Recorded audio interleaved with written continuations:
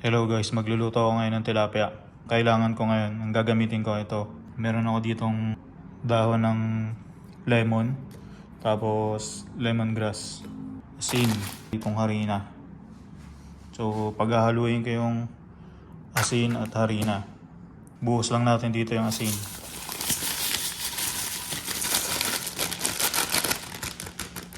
Yan, asin. Halo na natin yung harina dito. Yan, okay na yan siguro.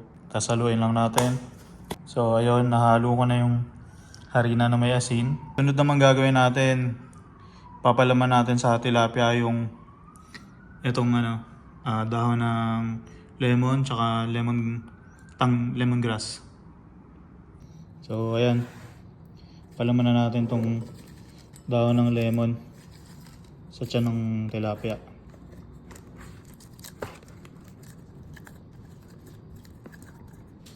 Tsaka tong lemongrass. Tama, lemongrass.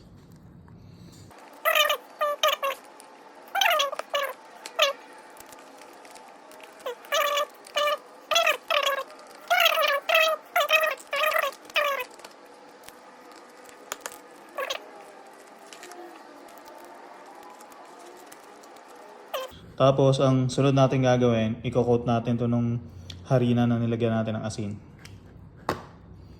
So, ayan. Lagyan natin dito. Kailangan mabalot natin ng maigi.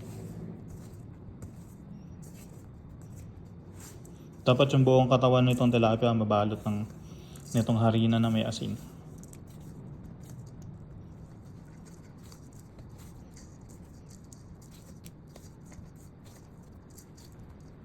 Okay na yan. Tapos, sasalang na natin sa oven. Tapos dito natin sasalang guys sa oven. So dahil wala tayong ihawan, kaya dito na lang.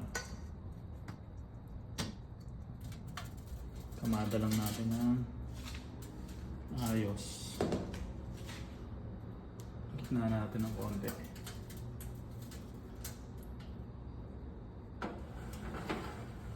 Lutuin lang natin ng mahina para hindi masunog yung asin tsaka yung harina. Lutuin natin ng mga 30 minutes.